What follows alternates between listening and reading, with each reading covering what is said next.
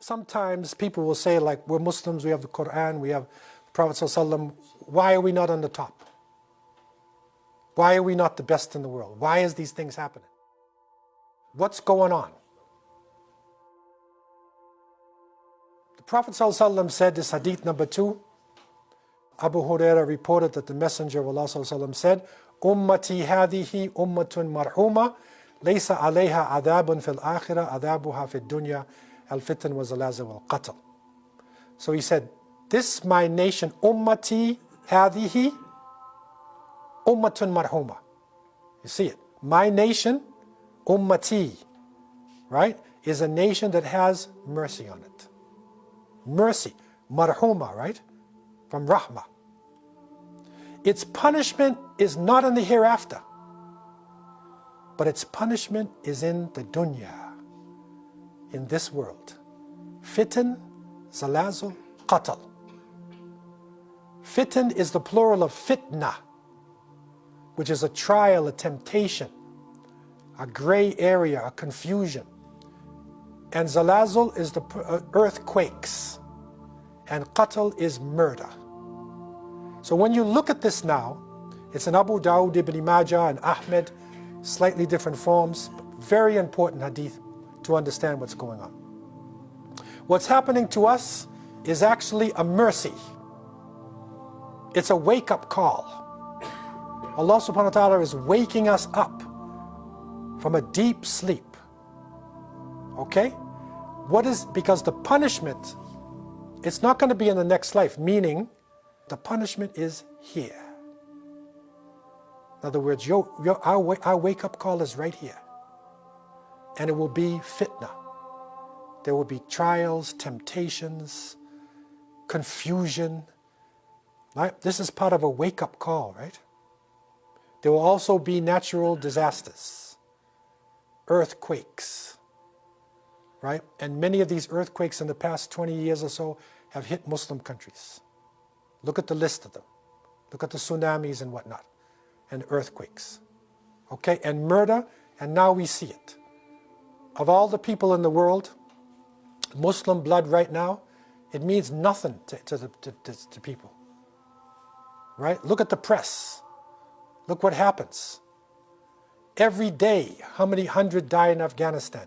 These one die in Syria, this one dies in Iraq, this one dies in Somalia, this one dies in Mindanao in the Philippines. This, Muslim, over 1 million Uyghur Muslims in China are in prison, are in concentration camps. Could you imagine if 100,000 Europeans were in concentration camps? Could you imagine if 1,000 Canadians were in concentration camps, being tortured? What would happen? You see? So this is our punishment. And it is to wake us up. And this has happened to us at different points in Islamic history.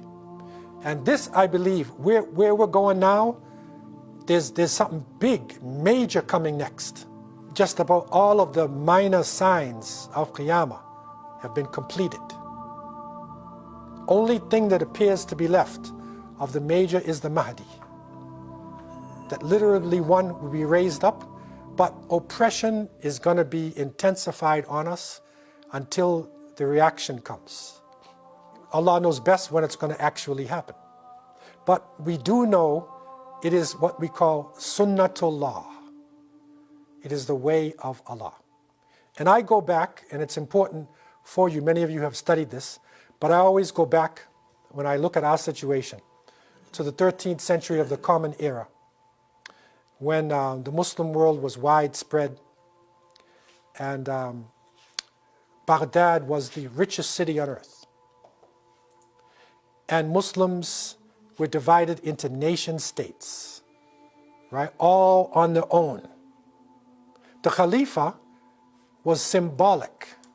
He was a young guy, and he just played most of the time with roses and writing poetry.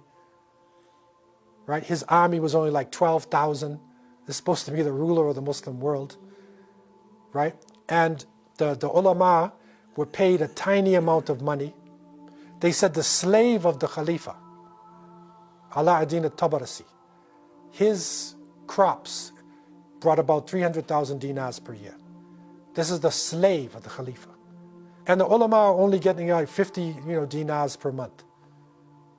Right? That one of the scholars, Ibn al-Athir, he said around this time of the explosion, there was no Hujjaj from Baghdad to Mecca. Nobody went, no Hajj group. Because they said they didn't have time to make Hajj. So nobody went from Baghdad to Mecca. And it's the richest city in the world, right? It's not that far either, right? And it's at that time that they came in conflict with a nation far to the northeast of Asia. And they insulted some of their merchants and killed some of their people.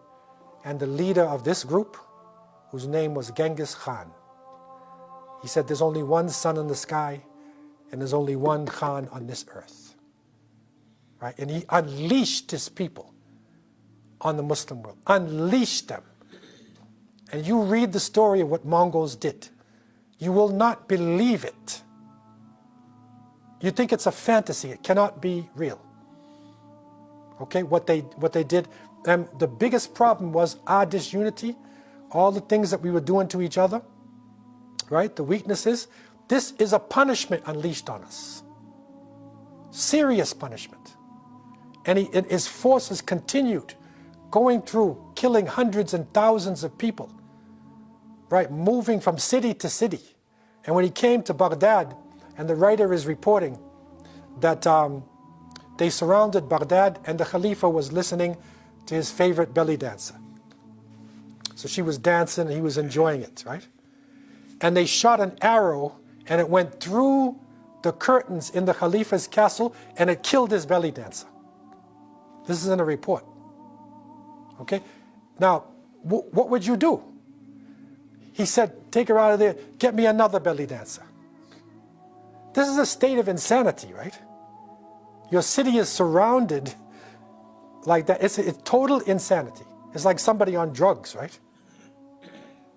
And the Mongols, as you know, destroyed Baghdad, killed millions, destroyed the books. And when they were about to destroy the rest of the Muslim world and to go into Mecca and Medina, then Saifuddin Qutuz, rahimahullah, of the Mamluks of Egypt, he united the Muslims and they defeated the Mongols in Ain Jalut, which is in Jordan. They defeated them there. They were on their way to Mecca and Medina. They defeated them and they drove them back. And some of the Mongols, when they saw Muslims standing up, they started taking Shahada and becoming Muslim. Right? And then Islam spread amongst even the Mongols. They became the Mughals of India, right? And it started to spread. And that period of time under the Mamluks is one of the golden ages of Islamic literature. Many of the scholars Ibn Kathir and many scholars many of the books is in Mamluk period. Right after the destruction, right? It was a golden age. Okay, so this is a reality. We need to reflect on our situation.